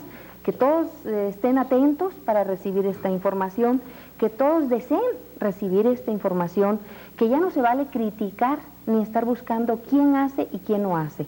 La educación es, a partir de estos cambios de modernización, responsabilidad de todos. Entonces, todos debemos de ser positivos, objetivos, para lograr lo que queremos. Así es. Bien, la otra pregunta, por favor, adelante. Sí, mire, es a la señora María del Pilar. Nosotros tenemos una inquietud muy grande. Van a funcionar estos consejos, correcto, pero nosotros como consejo vamos a quedar de acuerdo. ¿Quién va a apoyarnos a nosotros? Porque a veces, desgraciadamente, los directivos o gente que está más arriba no nos apoya realmente en nuestras decisiones. Entonces yo sí quisiera saber quién va a estar todavía arriba de nosotros para que nos apoyen nuestras ideas que ya hemos quedado en el consejo. Bien, bueno, por favor. En el consejo yo creo que nadie está arriba de nadie. Todos vamos a estar en un mismo nivel. La autoridad, es decir, en el consejo escolar, los maestros, los padres de familia, todos vamos a tener la oportunidad de externar nuestra opinión y ahí juntos le vamos a buscar, quizás se lleve a cabo una reunión donde se discutan las acciones que van a emprenderse, pero tiene que haber el momento en que se llegue a estar de acuerdo, porque entonces no acabaría nunca, ¿verdad? Tiene que ponerse de acuerdo, cada uno va a exponer su opinión y se atenderán de acuerdo a las prioridades. Sí, yo creo que también aquí hay otro elemento importante. Uno, que no olvidemos que después del consejo escolar hay un consejo municipal, hay un consejo estatal y hay un consejo nacional. Es decir, esto que sucede en una escuela tendrá que llegar al municipio o a la delegación, en el caso del Distrito Federal, y tendrá que llegar también al Estado o al Consejo Nacional. ¿Por qué? Porque va a ser precisamente un proceso de seguimiento, de evaluación, de gestión para que esto se dé. Aquí sería como aclarar mucho de que no van a estar aislados, no se constituyen en 4 islas distintas, sino precisamente en un apoyo constante. Y lo que decía la señora Pilar, y es importante, en el consejo puede estar el director, va a estar el director, pero ahí es un miembro más del consejo. Nada más. O sea, no es el director del plantel. Yo creo que lo que tendremos que tener es un voto de confianza, una apertura en este sentido, porque es como adquirir una nueva cultura democrática. O sea, empezamos, el señor presidente, el doctor Zedillo, tienen un interés fundamental de que esto se constituya en un espacio, una democracia de vida. Y esto obviamente no es fácil, cuando a veces sentimos que hemos intentado ser democráticos, a lo mejor en la escuela no nos han dejado ser democráticos, o cuando el maestro ha intentado ser democrático y a lo mejor el padre, ¿verdad?, ha querido rebasar ciertos límites de democracia. Entonces, es un iniciar una nueva cultura democrática, una nueva cultura de participación, y por ello los integrantes tienen un mismo, digamos, nivel. Todos tienen voz, todos tienen voto, ya no puede la autoridad decidir por todos. Claro. Si el Consejo así lo decide, el voto de confianza será de todos para todos. Para todos. Eso es lo principal. Adelante con la otra pregunta, por favor. Deseo preguntar, en este arranque de los consejos, ¿a quién le corresponde coordinarlos, quiénes serán, y si estos consejos serán extensivos a colegios particulares? Sí. En este arranque, por este único año, la estructura del Consejo es muy sencilla. Tiene un coordinador, un secretario técnico y sus integrantes. Digamos, son los 3 elementos básicos de su estructura organizativa. En este primer año, exclusivamente en este primer año, fungirán el director, ¿sí?, el presidente municipal y el gobernador para el escolar, para el municipal y para el estatal como coordinadores. El secretario técnico va a ser electo democráticamente. ¿Sí? Posteriormente, estas 3 figuras pasarán a ser presidentes honorarios, honoríficos, de los propios consejos. Sin embargo, esto no nos debe preocupar, o sea, si bien es el coordinador, insisto, hay toda una serie de integrantes, ¿sí?, que no van a, o sea, que van a tener que luchar porque no se tome la decisión unilateral. En el caso de los consejos, de las escuelas privadas, van a funcionar consejos análogos, se podrán hacer consejos análogos de participación social, lo señala la ley también, con relación a las escuelas privadas. Se sugiere que participen y que formen consejos análogos. Bien, la señora Rosa María García de Torres de Mixcoac dice: ¿cómo es posible que se nos cierren las puertas para integrarnos a la nueva reforma educativa a todos los padres? En la escuela de mis hijos, las autoridades no permiten que los padres participen. Exhorto a los padres que cuiden más a sus hijos. ¿Algún comentario de usted? Bueno, que precisamente lo que se está quejando la señora, pues ya pasará a la historia, por decirlo así, ¿verdad? Con esta nueva reglamentación que vamos a tener, pues todos somos libres de participar, y además la escuela agradecerá la participación para la resolución de tantos y tantos problemas que se presentan. Sí. Yo quisiera mencionar que este cambio, esta modernización, incluye un cambio de mentalidad. El directivo del plantel tendrá que abrirse, y el padre de familia dejará a un lado su actitud crítica y de juicio negativo para convencerse de que los problemas que existan en el plantel se van a resolver en comunidad. Ni el director va a rechazar el apoyo del padre, ni el padre va a criticar la actividad del director. Se van a apoyar, va a ser un trabajo mutuo, un esfuerzo mutuo en aras de alcanzar esos objetivos positivos que todos queremos, que es la formación de nuestros hijos. Exactamente, ese es el detalle principal. La señora Guadalupe González dice: ¿por qué los consejos solo se van a ver hasta secundaria? ¿Por qué no se instrumentan también en escuelas como CONALEP?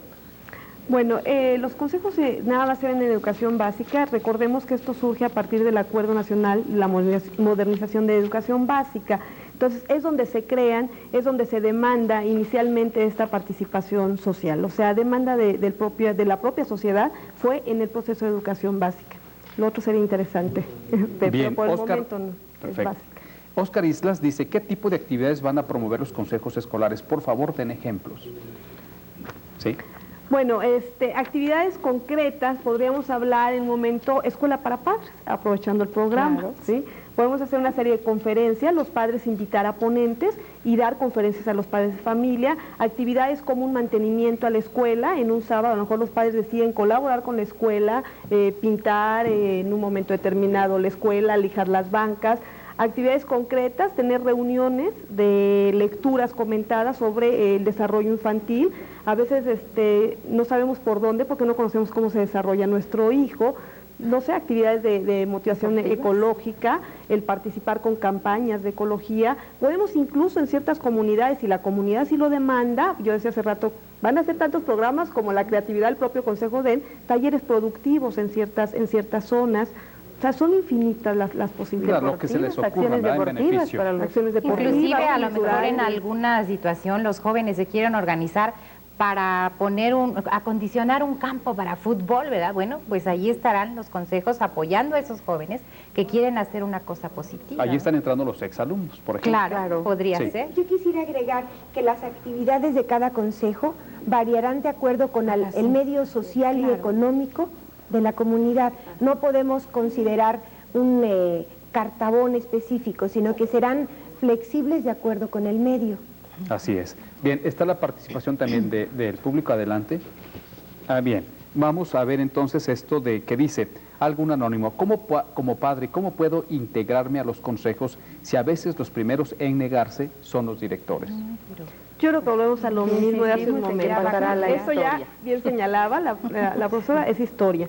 Se puede recurrir a las escuelas, a todas las oficinas educativas, al propio Sindicato Nacional de Trabajadores de la Educación, a la Asociación de Padres de Familia.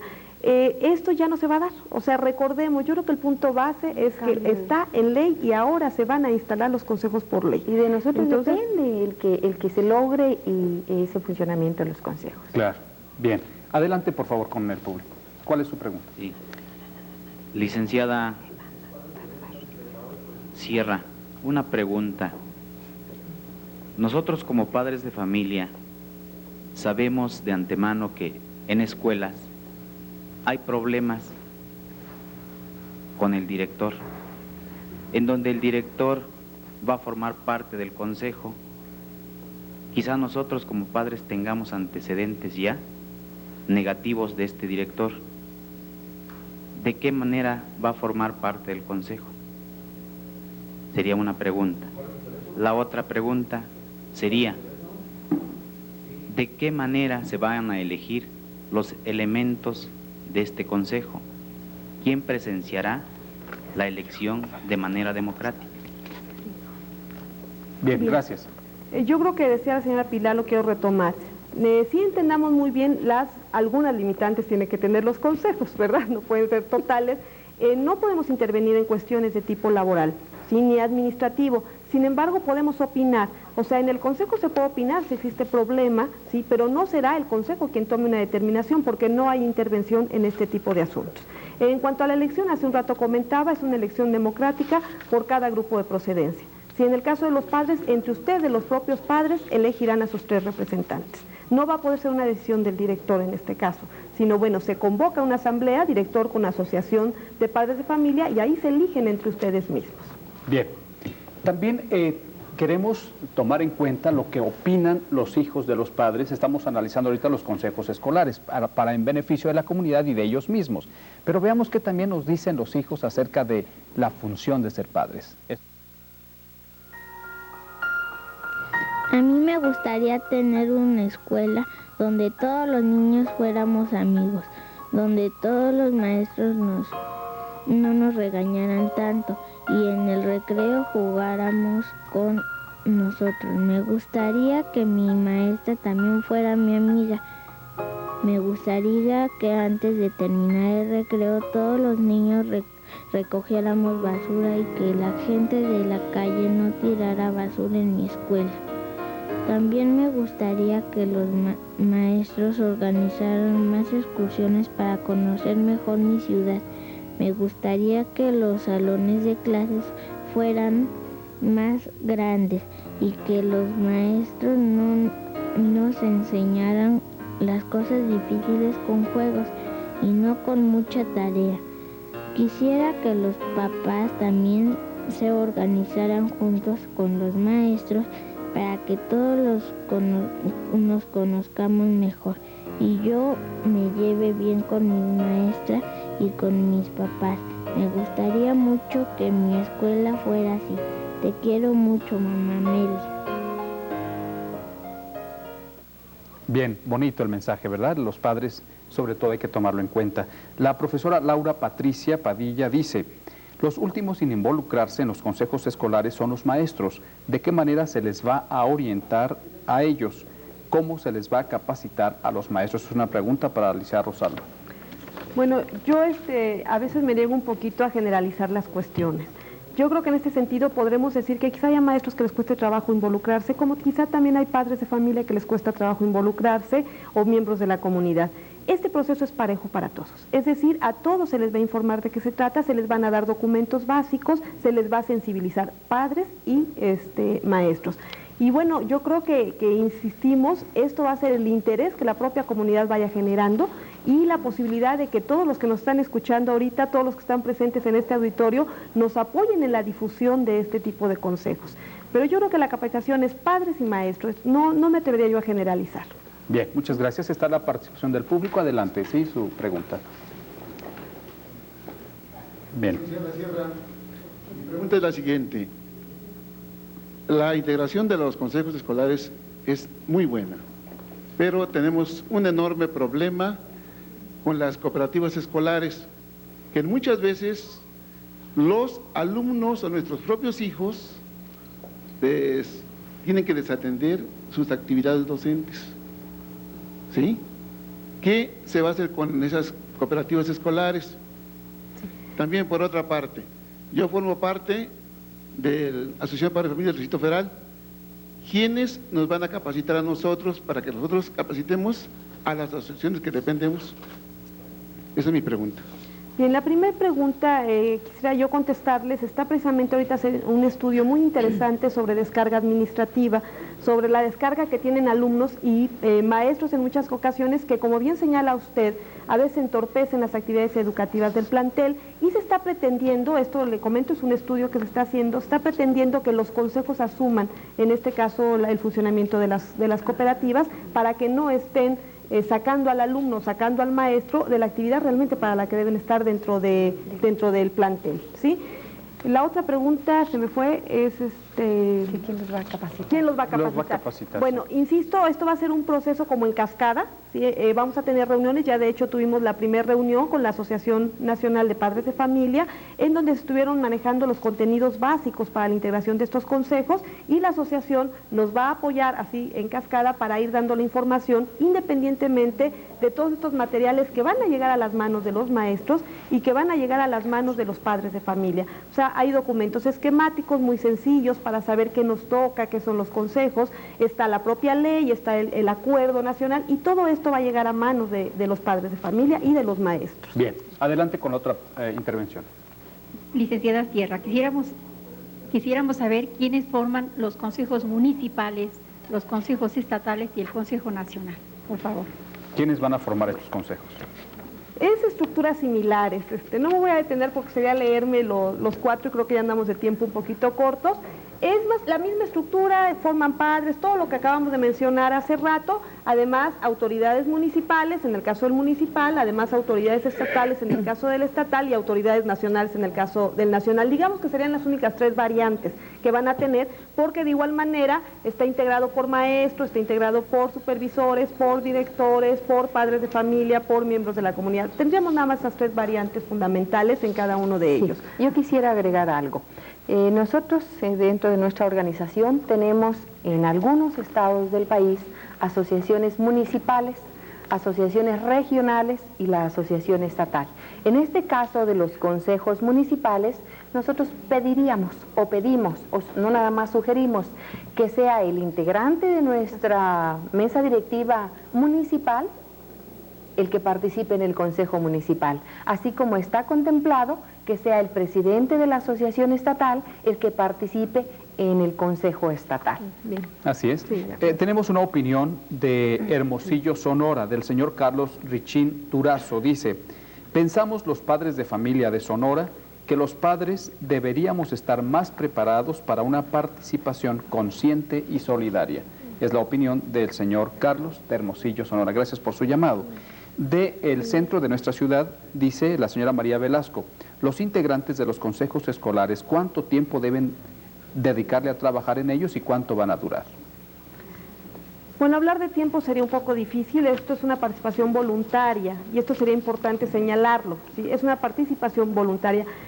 va a ser a partir de las propias acciones que genere el propio Consejo. De manera, digamos, más reglamentada está una sesión bimestral mínimamente de trabajo de todo el Consejo integrado, que sería un tiempo muy definitivo, con una sesión que, bueno, pues bien puede durar desde 2 horas hasta 5 o hasta 10, según cómo esté interesado el Consejo. Pero no podríamos hablar de tiempos así muy marcados. Esto va a ser a partir de las comisiones, de cómo se organicen ellos, de la propia forma que desarrollen sus programas. A lo mejor a un grupo le toca un poco más de tiempo porque así ese grupo lo ofrece, porque dice, bueno, yo tengo tiempo de desarrollar más este programa, y otro padre tiene menos tiempo, pero le interesa seguir participando y hace otro tipo de trabajo de apoyo. ¿Sí? Sería difícil hablar de tiempos. Adelante con su intervención, por favor. Yo quiero pedirle a la señora María del Pilar Casado de Gil su total apoyo para la Asociación de Padres de Familia que preside nuestro presidente, el contador Jaime Ugalde, a nivel Distrito Federal. Y asimismo a todos los presidentes de las mesas directivas del DF, para que se nos dé el apoyo total y tengamos la participación en esos consejos. Ya que en mi caso, a mí se me han cerrado las puertas de una escuela y he tenido que hablar en la calle y pedir el apoyo total de los padres para que se me permita pasar en una escuela donde conjuntamente, tal vez, porque está en periodo de pruebas, donde han manipulado el dinero de los niños. Es muy importante que usted nos dé el apoyo total para que tengamos la participación. Bien, por favor. Siempre han tenido el apoyo absoluto de la Asociación Nacional, no nada más la Asociación del Distrito Federal, cada una de las asociaciones estatales, cada una de las asociaciones regionales, las asociaciones municipales y muchísimas de las asociaciones escolares. Digo muchísimas porque en este caso se acercan a la asociación estatal o a la municipal o a la regional, pero algunas llegan a la asociación nacional. Yo le pediría a usted, si es tan gentil, de darnos toda la información para que nosotros podamos apoyar en forma personal al contador Ugalde y a usted, yendo con las autoridades pertinentes para que se atienda la necesidad o el problema que usted tenga. Bien, muchísimas gracias. Voy a pedirles a ustedes una brevísima conclusión acerca del tema de consejos escolares, así muy breve, por favor. Bueno, yo nada más diría que recordemos siempre que la tarea más importante en nuestra vida es la educación de nuestros hijos. Definitivamente. Y que nada va a expresar mejor nuestra solidaridad que la atención que conjuntamente brindemos en apoyo a ellos. Gracias, señora. Que esta oportunidad que se nos presenta de participar es única, que no debemos desaprovecharla, que debemos de tratar de involucrar al mayor número posible de padres de familia para que lo hagan junto con nosotros. Por favor. Pues es en el mismo tenor, ¿verdad? Aprovechar la fuerza que tiene la comunidad. Los maestros tenemos una oportunidad enorme de poder acercar a los padres y abrirles las puertas de la escuela. Muchas gracias. Adelante. Pues reiteraré lo dicho hace un momento. El rechazo a los padres de familia por las escuelas debe pasar a la historia y se debe utilizar la fuerza y la buena voluntad de los padres en beneficio de la escuela y de los chicos. Pues muchísimas gracias a ustedes por habernos dado su tiempo en Escuela para Padres en Casa, como siempre. Les agradecemos de sobremanera que nos hayan permitido entrar a sus hogares en este día, invitándole para que esté con nosotros el jueves. También estamos con ustedes con un nuevo tema y obviamente el próximo martes. Nos vemos aquí en el 11 a las 11. Hasta luego y muchas gracias.